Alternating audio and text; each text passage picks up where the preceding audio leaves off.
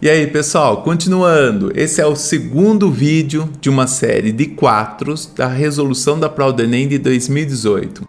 Isso mesmo, peguei a prova do Enem 2018, dividi ela em 4 partes. A gente vai estar fazendo em média de 4 exercícios por vídeo, exatamente para não ficar muito cansativo.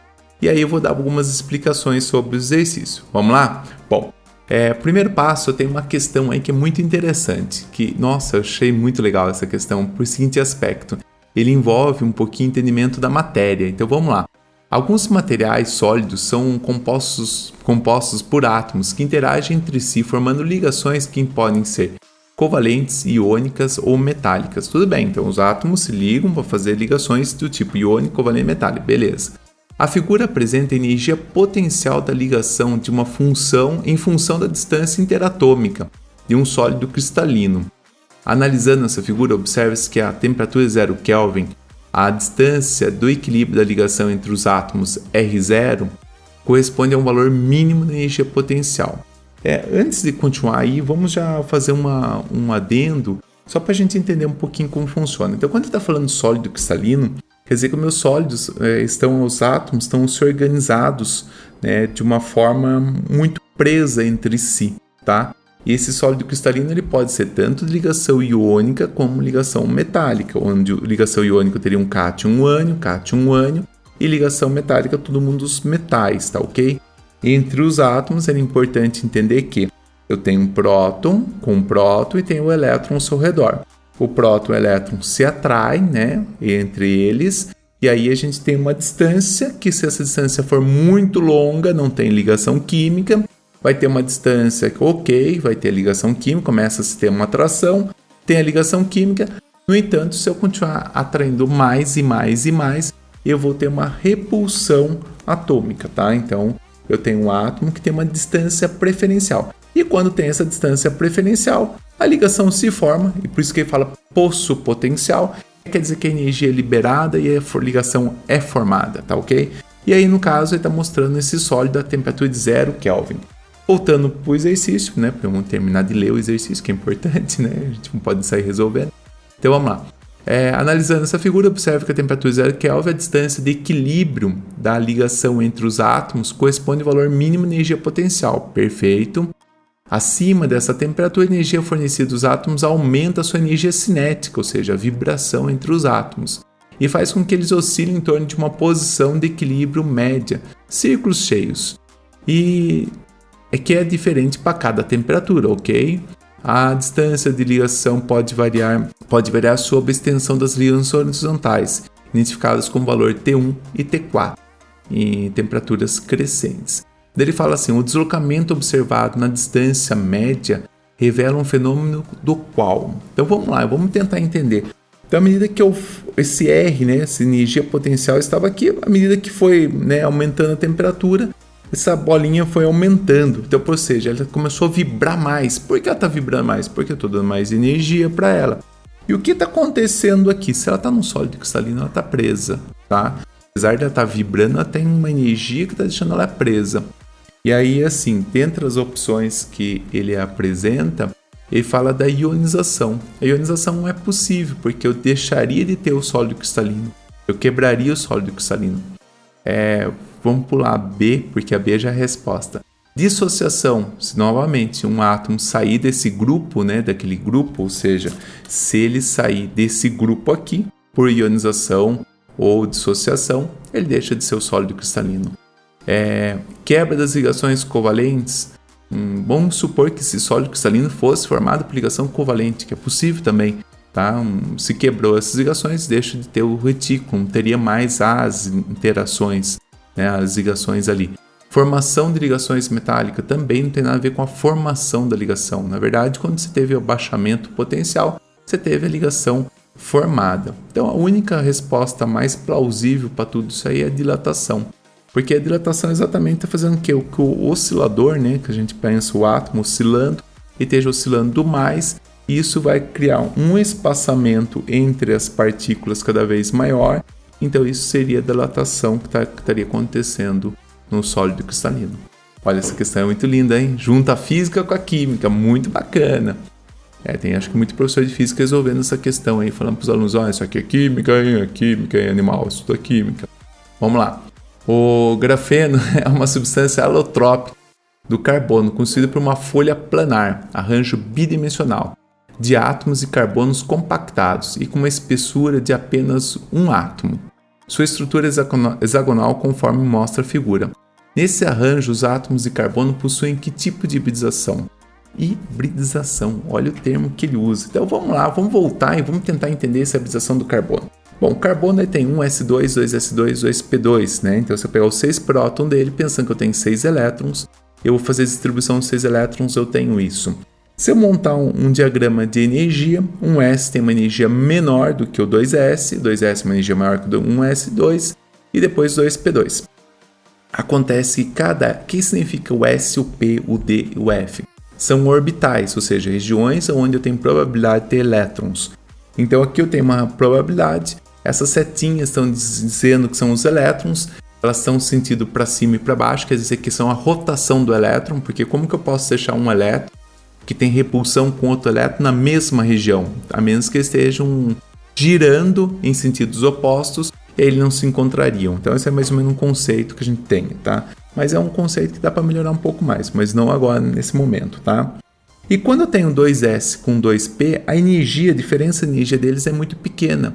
Então é possível acontecer uma hibridização. O que seria essa hibridização? Eu vou pegar o orbital s e o orbital p, e eu vou fazer uma fusão desses orbitais. E aí eu tenho que entender o seguinte, que eu tenho um orbital mais 3. Então eu vou ter quanto? Total de 4 orbitais, né? E cada orbital no máximo ocupa 2 elétrons, como está sendo mostrado aqui. E quantos elétrons eu tenho no total? Tem 4 elétrons. Então, o que eu tenho aqui hoje? Eu tenho um orbital 2s com 2p com uma diferença de energia entre eles. E eu vou fazer uma fusão desses orbitais. E quando eu fizer essa fusão dos orbitais, eu posso fazer alguns arranjos. Então, imagina, eu pegar um orbital s e 3 orbitais p, eu vou ter 4 orbitais. Agora eu vou ter 4 orbitais de um outro formato. E aí eu vou dar um nome para ele. Podia ter dado o nome Vanderlei, mas o pessoal pensou assim, vamos dar um nome de origem? Qual que é o nome de origem? 1s e 3p. Então o famoso sp3. Mas lembrando, são 4 orbitais. Então eu vou ter 4 orbitais sp3. Se eu tinha 4 elétrons antes, eu tenho que ter 4 elétrons depois. Eu coloco 4 elétrons em cada um dos orbitais. Então isso seria a hibridização sp3. Então, cada orbital sp3 tem esse formato, se eu juntar 4, eu teria esse formato aqui. Isso causa uma certa confusão para os alunos. Por quê? O aluno ele pensa muito na matemática aqui, que não tem como dissociar porque está estudando matemática. Ele vai fazer 4 vezes S, 4S, 4 vezes 3P, 12P. Ele fala, mas como não tinha 4S, não tinha 12P?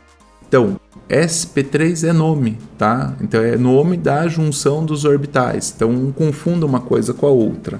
E isso permite que o carbono faça 4 ligações simples, ou seja, 4 ligações sigma. E aí a gente vai ter uma estrutura chamada tetaédrica. Tá, mas isso não tem a ver com um composto que foi mostrado? Não mesmo, tá? Essa é uma hibridização sp3 que precisava mostrar para poder explicar a hibridização sp2. Mas qual que é a diferença do sp2 com o sp3? Não é tudo carbono, não é tudo semelhante? Sim, só que o arranjo que a gente vai fazer é diferente. Em vez de eu envolver um orbital s e 3 do p, eu vou envolver um orbital s e 2 do p. Ah, então eu vou deixar um de fora? Sim, eu vou ter 3 elétrons, eu vou colocar nesses orbitais, tá? E eu vou deixar então um sp2 e eu vou deixar um não hibridizado. Então um orbital p aqui vai ficar não hibridizado, ele vai ficar de fora. E ele também vai ter um elétron, porque eu tinha 4 elétrons antes, então eu tenho que ter 3 elétrons no orbitais sp2, né, que são 3 orbitais sp2, e um elétron no orbital p. Opa! Então uma vez feito isso, eu vou ter então o orbital sp2, que são 3, então eu vou fazer o arranjo entre esses 3 orbitais. Se eu pensar numa esfera 360 graus, dividir por 3, eu vou ter 120 graus cada uma. Então eu vou ter uma geometria trigonal e no plano. Porém, eu tenho um orbital P que está perpendicular ao plano. Então tem 3 orbitais sp2 e um orbital P perpendicular ao plano. Cada um deles tem uma probabilidade de ter um elétron, né, em cada um desses orbitais e uma região distinta para ter o elétron. Então, quando eles fizerem ligação química, é possível ser feita a ligação química tanto no sp2, que a gente chama essa ligação de sigma, como é possível fazer uma ligação no orbital p, que é uma ligação chamada pi. E aí a gente vai ter os compostos, né, o caso carbono, fazendo uma dupla ligação. É o que exatamente está acontecendo nessa estrutura aqui, nesses pontinhos aqui. Opa! E o que é especial aí? Nesse caso, esse arranjo, eu tenho os orbitais p, e esses orbitais p, como eles estão todos arranjados em anéis, eles podem permitir o fluxo do elétron sobre ele. Então isso é uma característica muito interessante que acaba acontecendo nesses compostos, que eles permitem condução elétrica. E aí, se a gente olhar, por exemplo, a estrutura, os orbitais p tudo aqui alinhados, os elétrons podem passar sobre esses orbitais. Ah, fantástico, mas você fez duas linhas. Quando eu tenho duas folhas, como ele chama de folhas, tá? Essas linhas, né? Esses planos, eu teria o grafite, tá? Que são várias folhas. Uma só é o grafeno. Pode ver lá no texto, ele fala: o grafeno é uma fórmula trópica de carbono constituída por uma folha planar. Não várias, várias seria grafite. Uma só seria então o grafeno. Daí então, qual é o arranjo que a gente tem? O arranjo é um sp2 e a geometria que eu tenho aí vai ser então trigonal planar. Então vai ser a resposta B, é a melhor resposta que eu teria. Item A, SP geometria linear. De fato, o SP é geometria linear, mas não é o caso que acontece aí, tá? Eu tenho dois orbitais P livre no cada carbono, né? Então não é o caso. O sp3 eu teria que ter ligação simples, né? E ele fala que eu tenho hibridação sp3 junto com sp de geometria linear. A hibridação do sp está certo, mas na verdade são só sp2, você só tem um tipo de ligação. sp3d, geometria planar. sp3d não vai ter geometria planar. sp3d2 também não vai ter geometria hexagonal plana. Apesar de a gente não ver geralmente esses tipos de hibridações no ensino médio, e nem ver geometrias diferentes, né, de tetaédrica no ensino médio, tá? Mas é uma questão do Enem, tá? Uma certa dificuldade, só 16% das pessoas que acertaram essa resposta colocaram a B, né? Então, um número bem baixo. Bom, vamos para outra aí. Esse Enem foi do que vem. Tensoativos. Tensoativos são compostos orgânicos que possuem comportamento anfifílico, isso é, possuem duas regiões, uma hidrofóbica e outra hidrofílica, ou seja, hidro, água, fóbica, medo da água, então, ou seja, compostos são apolares, né, compostos orgânicos, e outra hidrofílica, hidroágua, fílica, amiguinho da água. O principal, ou seja, polar, o principal tensoativo aniônico sintético surgiu na década de 40 e que teve grande aceitação no mercado de detergentes em razão do melhor desempenho comparado ao sabão. Para quem não sabe, o sabão ele tem um problema, é um sal, tá? A gente vai ver aqui o sabão. O sabão ele é um sal orgânico. E esse sal orgânico, quando eu tenho água dura, rica de cálcio e magnésio, ele se junta a várias estruturas dessa, né? Você tem uma estrutura bem grande apolar, né? Que vai se juntar com a sujeira, que é apolar. E a parte polar, né? Que é solúvel em água, que seria essa parte aqui. Se eu tiver cálcio ou magnésio, ele faz com que precipite meu sabão. Então o sabão tinha um inconveniente onde tinha regiões de água dura. Um jeito que a indústria viu de substituir isso aí foi usar um componente que é um sal do aço sulfônico. Esse sal do aço sulfônico dificilmente ocorre essa precipitação em água dura. Então a gente não acaba tendo esse problema mais de precipitação. Então acaba sendo muito interessante. E só que a indústria, nessa época, estava o pessoal desenvolvendo cada vez mais sabão e cada vez detergentes, né, mais eficientes. As ramificações da cadeia dificultam a sua degradação, levando à persistência no meio ambiente por longos períodos. Isso levou à substituição da maioria dos países por tensoativos biodegradáveis, ou seja, com cadeias alquílicas lineares. Então, se a gente voltar aqui, se eu quiser ter um sabão de altíssima eficiência, basta eu substituir aqui essa parte apolar por carbonos terciários ligados com radical metil, etil, isopropil, tercbutil, e esses caras vão dissolver muito a gordura. Só que tem um problema, os micro-organismos não conseguem comê-lo e ele então vai fazer um problema ambiental gravíssimos, tá? Então se eu usar essas estruturas contendo anéis aromáticos extremamente ramificados, vão ter maior eficiência do sabão, mas ambientalmente não é adequado. O que seria adequado? Estruturas lineares, né? Eu tenho que ter uma cadeia longa, senão não dissolve a gordura. Mas o ideal é que se use pouco sabão ou detergente sempre. O ideal é que se use sempre mais sabão do que detergente, mas a gente tem o inconveniente do sabão em relação ao detergente. Bom, mas a ideia é que use cadeias lineares. Isso é o que faz ser biodegradável. Então vamos lá. Qual a fórmula estrutural tensoativa que permite o ambiente mencionado no ambiente, né? Então que seja cadeias, no caso cadeias ramificadas. Então se a gente usar esse primeiro aqui, ele tem um grupo peróxido aqui, parece, né? E tem melhor, nem é peróxido, né? Porque essa parte se substitui várias vezes. E tem uma cadeia alquílica linear, beleza. Essa parte aqui tem bastante ramificação, eu escolheria, apesar do desenho aqui tá parecendo que seja essa, mas é essa, né? A primeira é a segunda B. A B tem bastante ramificação. A C seria bem linear, né? Tem esse grupo aqui, mas é bem linear. A D, né, que seria essa aqui, ficou bem confuso isso aqui, é também linear. E aí, a linear com um pouco mais ramificação. O que eu acho que tem excesso de ramificação seria a resposta B. Então, a forma que seria evitada, né, que deveria ser evitada, que tem bastante carbonos terciários, eu escolheria a B por conta das suas ramificações. Última questão então do dia, essa questão 41% das pessoas acertaram, que é mais simples, né? Só basta olhar a estrutura, então não tinha muito ficar interpretando nada, né? Então era mais simples. Essa última questão aqui, que é a quarta do dia. A identificação de riscos e produtos perigosos para transporte rodoviário é obrigatória e realizada por meio de sinalização composta por um painel de segurança de cor alaranjada e no rótulo de risco. As informações inseridas no painel de segurança e no rótulo de risco, conforme determina a legislação, permite que se identifique o produto transportado e os perigos a eles associados. A sinalização mostrada identifica uma substância que está sendo transportada em um caminhão. Então tem uma plaquinha, está escrito 268.005, está escrito gás tóxico 2. Os 3 algarismos na parte superior do painel indicam o número de risco. O número 268 significa se tratar de um gás, que é o 2, o tóxico por ser 6 e o 8 por ser corrosivo.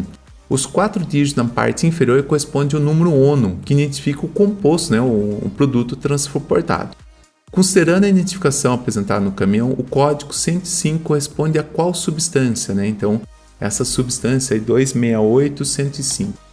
Se a gente olhar então esse gráfico, né, se eu pegar uma tabelinha, a gente procurar lá na ANTT, a gente vai ver que 1 é explosivo, 2 é gás, 3 é líquido inflamável, 4 é sólido. Então se vocês estiverem passeando na rodovia e encontrar uma plaquinha que está escrito 7, já sabe que está levando material radioativo e assim por diante.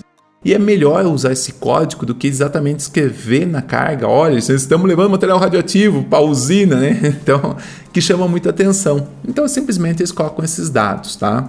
E aí, ele listou alguns compostos que teriam característica 268. Então, vamos analisar esses compostos. Todos eles são gases, então todos eles começam com 2. Gás eteno, nitrogênio, amônia, propano e dióxido de carbono. O que vai diferenciar entre eles é o 68. O que seria o 68? O 6, substâncias tóxicas e infectantes. O etano não é tóxico, ele é inflamável. Pode ser explosivo. Geralmente o eteno você vai pressurizar e na hora que ele pressurizar ele se torna um líquido. Então vocês vão encontrar o eteno com código 23 ou em alguns casos com 21 porque ele pode ser explosivo. O nitrogênio, ele não é um gás explosivo, nem muito menos tóxico, então vocês não vão encontrar nada dessas categorias. Talvez vocês possam encontrar como substância 29 ou simplesmente o 2, tá? Amônia. Amônia, ela é tóxica, sim. A amônia é tóxica, é letal, inclusive. Se a gente respirar, ela pode matar a pessoa. E ela é 8, corrosivo? Sim. Então a substância que eu escolheria seria 268 para amônia. O propano seria semelhante ao eteno, né? Um gás, né? Também inflamável, pressurizado ele fica líquido. O dióxido de carbono é um gás, né? Não é inflamável, tá? Também não é tóxico, tá ok? Bom, então a escolha aqui seria para amônia, tá? Então resposta C. 26% só das pessoas acertaram essa questão. essa questão tinha que ter um conhecimento bem grande de química descritiva, saber as características dos compostos. Não é tão simples assim. É fácil para o professor de química, para quem está estudando muito bem química, gosta de química, é bem fácil entender quem que é eteno, nitrogênio, amônia, propano e dióxido de carbono. Mas para quem não está familiarizado, acaba ficando um pouquinho difícil, porque todo mundo consegue, é gás, mas não sei a toxicidade deles, né? Ou o professor nunca falou, nunca estudou com esse aspecto, tá? Então, por isso um número bem baixo de acerto, 26 só. Gente, isso aqui foi a parte 2 da resolução do Enem. Espero que vocês tenham gostado do vídeo e esteja ajudando vocês. Então, se vocês estiverem gostando, assina o canal aí, tá? Curta o vídeo para mais pessoas verem isso aí. Bom, abraços e até mais.